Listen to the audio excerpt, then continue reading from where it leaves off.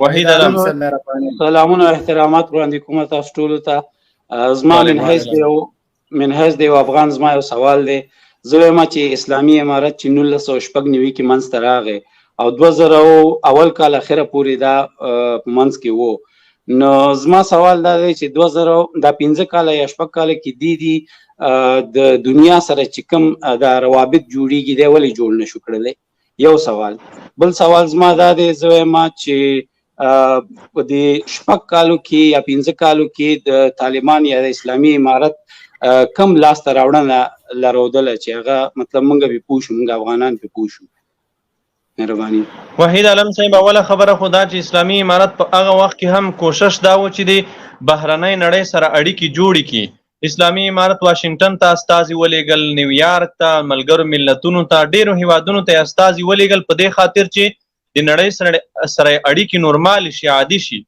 ولې نړیوالو نه غوښتل چې د موږ سره هغه وکوي؟ علت دا و چې همدا ګوډاګیان وو، همدا ګوډاګیان چې نن په واک ناست دي، همدا د هر یو هیواد ځان ته جاسوسان وو، د هر هیواد نمایندګان وو دلته. په دې وجه هغه هیوادونه د موږ سره په ټکر کې وو. دا یوه خبره. دویمه خبره دا چې تاسو وویل چې اسلامي امارت څه لاسته راوړنه لري. نو محترمه، اسلامي امارت تر ټولو لویه لاسته راوړنه دا د اسلامي امارت په داسې وخت کې منځته راغلو، داسې وخت کې حاکمیت په لاس کې واخیستو چې خلکو په هلکانو نکاحونه تړل، د لارې په سرې پسته به یې اچولې وه، ښځه به یې د موټر نه کوزه کړه، سړی به هلته ولاړ و، د سړي په حضور کې د خپل خاوند، د خپل پلار، د خپل ورور، د خپل تره په حضور کې به یې د هغې په ښځه جنسي تیری کولو. په داسې حالت کې طالبانو واکمني په لاس کې واخیسته، په داسې حالت کې واکمني په لاس کې واخیسته چې افغانستان 8 او 9 جزیرو ته تجزیه شوی و او هر یوه یې ځان ته په کابل پایتخت کې ځان ته مرکز جوړ کړی و.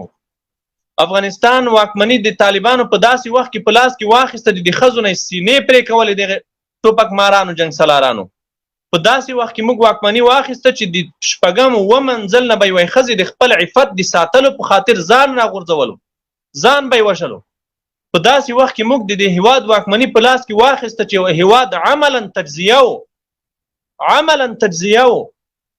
د هر یو بدماش جنګ سالار د واکمنۍ ساحه معلومه وه، د هغې واکمنۍ په ساحه کې به د بل قوم سړی که هغوی ته ورغلو، هغوی به په تبرګیو وهلو، هغوی به سر ترې پرې کړو، رقص مرده به یې پرې کولو.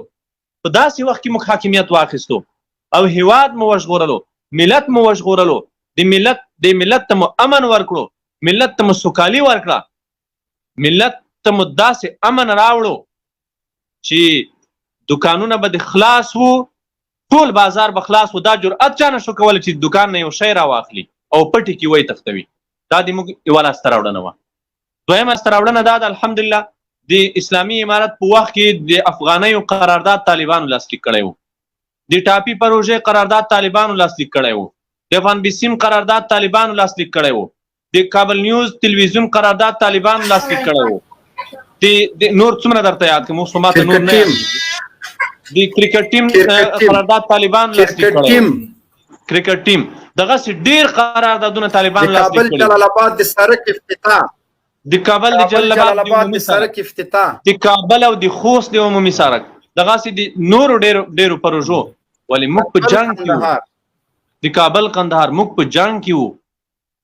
دا موږ د دغه جنګ سالارانو، ټوپک سالارانو سره چې د هیوادونو جاسوسان وو، د پردیو جاسوسانو، پردیو هیوادونو نه مرستې اخیستې، هغوی سره په جنګ کې وو. طبیعي خبره ده. هغه څنګه پرمختګ چې مناسب و موږ نه ده کړی. او بله خبره دا ده چې موږ په داسې حال کې د هیواد واکمني اخیستې وه چې په دفترونو کې قالینې او میزونه هم دوی نه وو پرېښي، قالینې او میزونه هم چور کړي وو، هغه هم د ځان سره وړي وتښتولي وو. نو دا د طالبانو د واکمنۍ لاسته راوړنې دي الحمدلله. او بله لویه لاسته راوړنه دا وه چې طالبانو په واکمنۍ کې څوک د لوږې نه ده مړ شوی او نه د لوږې نه چا خپله لور پلورلې ده.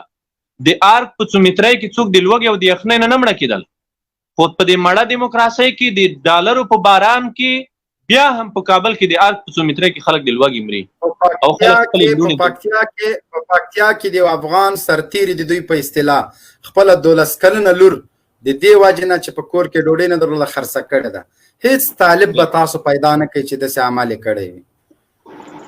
بالکل